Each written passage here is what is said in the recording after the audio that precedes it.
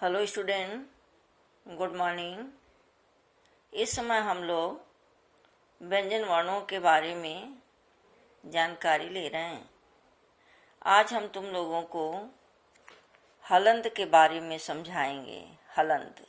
हलंत क्या होता है, ध्यान से देखना। प्रत्येक व्यंजन के साथ अ स्वर अवश्य रहता है। इसका अर्थ यह है कि प्रत्येक व्यंजन वर्ण के साथ अ स्वर सम्मिलित होता है। प्रत्येक व्यंजन वर्ण के साथ हिंदी में कुछ व्यंजन अक्षरों के आधे रूप को लिखने के लिए हलंत का प्रयोग करते हैं। ध्यान समझना, हलंत का प्रयोग कहाँ किया जाता है? जब किसी व्यंजन वर्ण को हमें स्वर रहित दिखाना होता है। जब व्यंजनों को स्वर रहित दिखाना होता है तब उसका प्रयोग करते हैं। किसका? हलंत का। हलंत का प्रयोग हम व्यंजन को स्वर रहित दिखाने के लिए करते हैं। जैसे म को स्वर रहित दिखाने के लिए म वर्ण के नीचे एक तिरछी रेखा, जैसा तुम देख रहे हो म लिखा है, ऐसे खींचा हुआ तिरछी रेखा लगाकर लिखते हैं। समझ में आया? हलंत क्या है?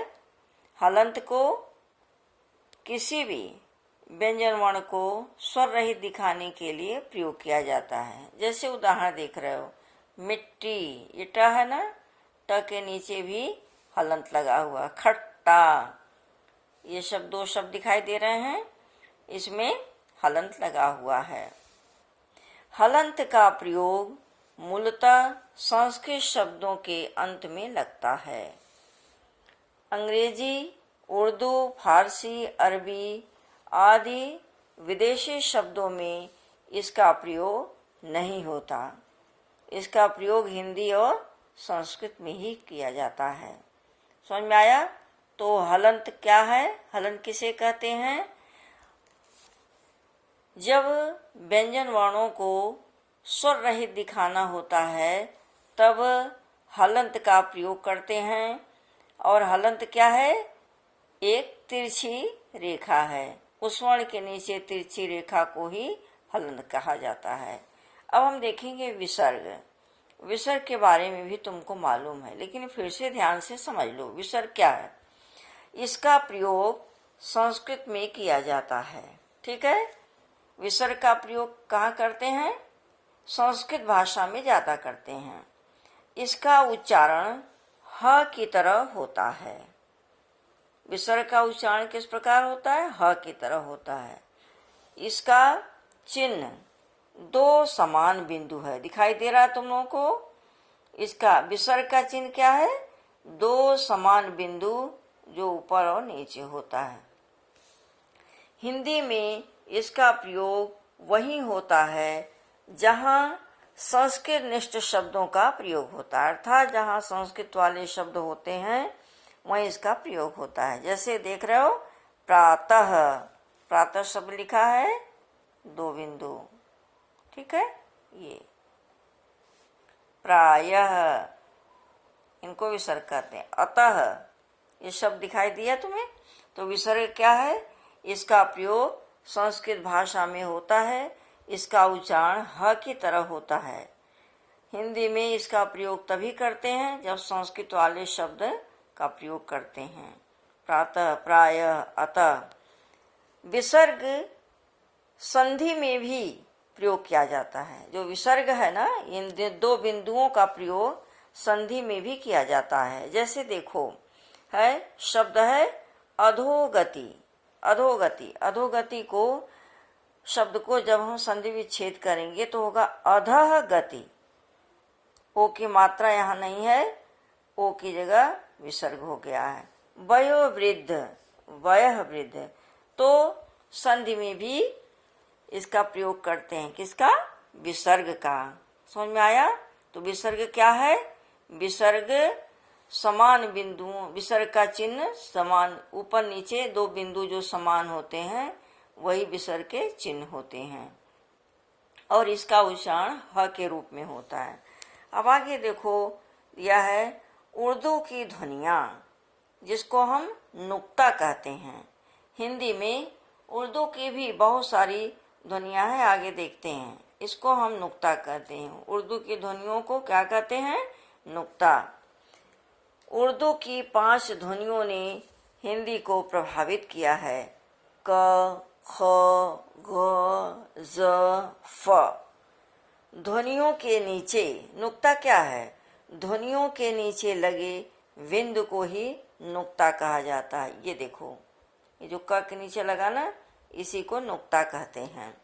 ध्वनियों के नीचे लगे बिंदु को नुक्ता कहा जाता है। हिंदी में केवल ज और फ में ही नुक्ता लगाया जाता है।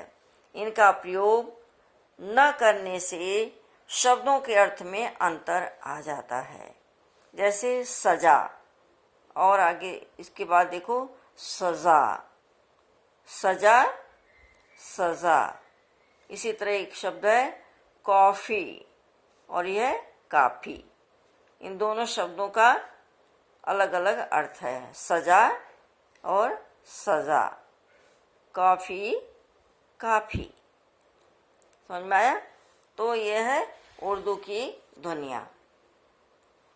अब अंग्रेजी की ध्वनियों को देखो। जैसे हिंदी के बहुत सारी ध्वनियाँ, उर्दू की बहुत सारी ध्वनियाँ हिंदी में आ गई हैं। जैसा तुमने ऊपर देखा, क, ख, ग, ज, फ।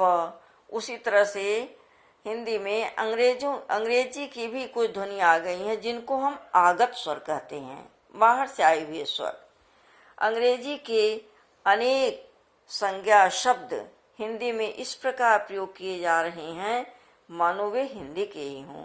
अंग्रेजी भाषा की ध्वनि कौन सी है? आ। अंग्रेजी भाषा की जो ध्वनि है आ, इसका प्रयोग हिंदी में ज़्यादा मिलता है। आगे देखते हैं।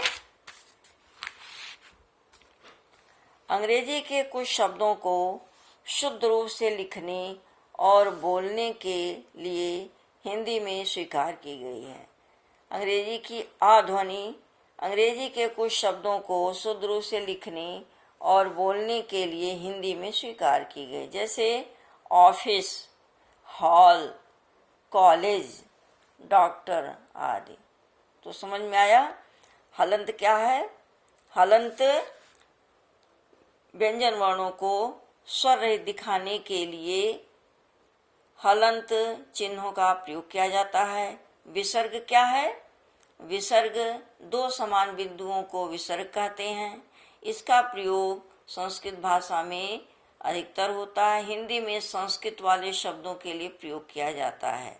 और उर्दू की ध्वनियों को नुक्ता कहा जाता है, जो किसी भी वर्ण के नीचे एक बिंदु के रूप में दिखाई देती हैं। ठीक है? जो आज हमने पढ़ाया उससे संबंधित कुछ प्रश्न तुम्हें दे रहे हैं। इन प्रश्नों के उत्तर जरूर लिखना और मुझे दिखाना। सुंदर राइटिंग में जो कार्य दिया जाता है उसे तुम किया करो। ठीक है? तो प्रश्न देखो क्या है। संयुक्त व्यंजन किसे कहते हैं? आज का प्रश्न है ये।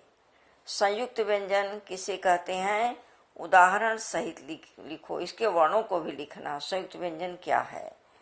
अनुस्वार और अनुनासिक का अंतर स्पष्ट करो। एकदम क्लियर लिखना। हलंत का प्रयोग क्यों करते हैं? अभी समझाया गया ना। उसके बाद है नुक्ता क्या है? स्पष्ट करो। समझ में आया बच्चों? तो इन प्रश्नों के उत्तर तुम जरूर लिखना और हमें दिखाना। समझ में आया? जो कुछ भी पढ़ाया जाता है, समझाया जाता है, उसे ध्यान से सुना करो, समझा करो और लिखकर हमें दिखाया करो। मुझे अच्छा लगेगा। ठीक है? अब हम लोग नेक्स्ट डे नए टॉपिक के साथ फिर मिलेंगे। Thank you student.